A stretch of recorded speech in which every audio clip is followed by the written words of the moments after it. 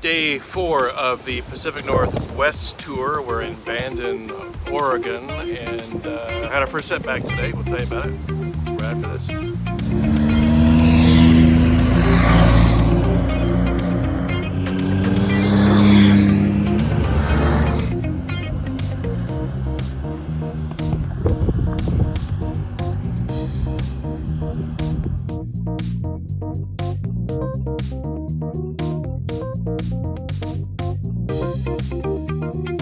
Welcome back to UTADV. Glad to have you here and joining us along the way as we make our way up the very windy, windy, which are both spelled the same, coastline of California.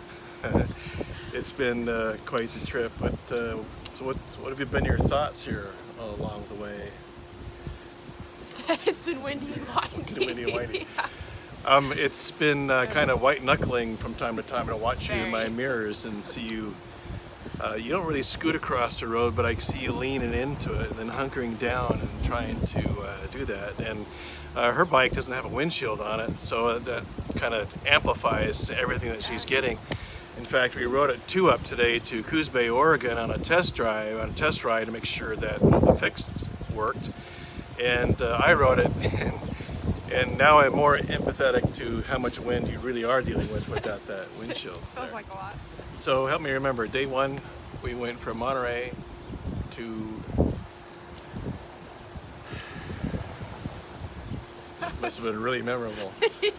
We ended up camping out to Ocean Cove. Oh, Ocean Cove, Ocean yeah. Cove. It's the only campground we could really find. And it was off the map basically, and Yeah. no off the grid. But it was a nice camp there. We got a chance to kind of put all the gear to work for the first time. Yeah. Set up a nice camp and really enjoyed the evening that way, even though the wind blew all night long. So from Ocean Cove, then we made our way to, we're going to try to make Eureka. And when we got to the Highway 101 junction, I don't have a lot of good things to say about my new Garmin X right now, so it might not be a good time to do a product review, because every single time I've put in the location, it has taken us off the beaten path. And this time it took us well over 100 miles out of our way on arguably the worst road I've ever driven on. So it makes it the worst road you've ever driven on. It took us out into the foothills. We had these incredible views alongside a river that the name of which escapes me, so I'll put it right down here as well. I mean, the ride itself was phenomenal. The road would be paved one moment with stripes, and the next moment it would be obliterated, like a meteor shower had hit it or something. Yeah. And potholes the size of bathtubs and things that you'd lose your entire bike. In fact, there were a couple of times I thought I might have bent the rim on the front of the Tiger. Oh, and the little girl. Oh, and the little girl. Yep. Just standing there on the side of the road. We probably shouldn't talk about her because we don't know who she is, but it was a really weird experience. Kind of The Hills Have Eyes with a Stephen King twist to it. Anyway, we made it out of there. It felt kind of post-apocalyptic by the time we got off the mountain. And we ended up in Fortuna and got a nice motel there to kind of calm our nerves and have a good night's sleep. Had some great pizza at a place called Funky Monkey. Go figure that, but yeah, things coming together. Yeah. Hitting some lighthouses along the way. But all that aside, what's going on with you here with the ride? What are you feeling? There's this back and forth of, wow, this is really great, and wow, this really sucks. That's exactly it. That's exactly it, because I hate this wind. I'm getting more used to it and less afraid of it. But the whole ride has been so windy. But then there's the parts where we're going through Redwood National Park where it's just, you just have no words for it because it's just so beautiful. So those moments make it worth the, wow, this really sucks part of it.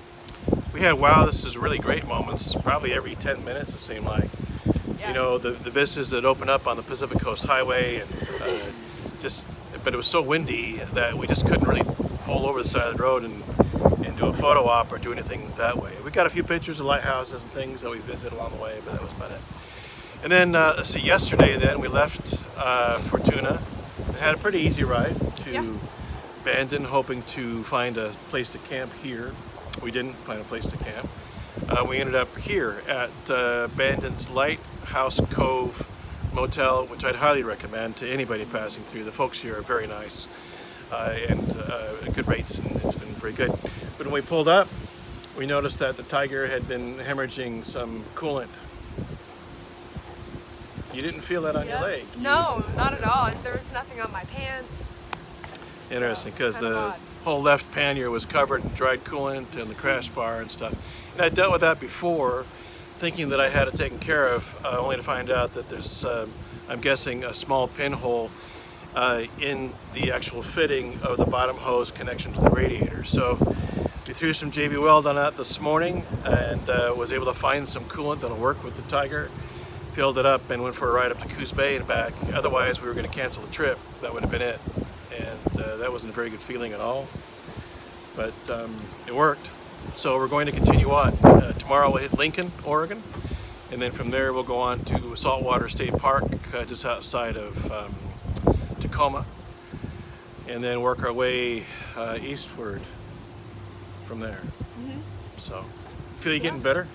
Oh, yeah, it's crazy. I feel so much more comfortable on the bike, and yeah, I really do feel like I'm improving as a rider, especially learning how to ride in wind. Yeah. You know, that's... Yeah, once you figure out... There's some like technique to that too. What's the technique? What are you figuring out? Well, we talked about it while we were riding, just how you said you're sitting on two gyroscopes that really aren't going to go anywhere, and what you're feeling is worse than what's going on. But if you just kind of very, very gently countersteer into that and expect the wind to change directions at any moment, that's really all it is. So it's not so bad. Start anticipating bridges. Yeah. And how that wind's going to shift, what's going to go on that way to kind of prepare for it. But man, you're rocking it. I mean, I pushed her off the dock in learning how to swim. When you don't know how to swim, the pushing off the dock was the detour that we made on this road.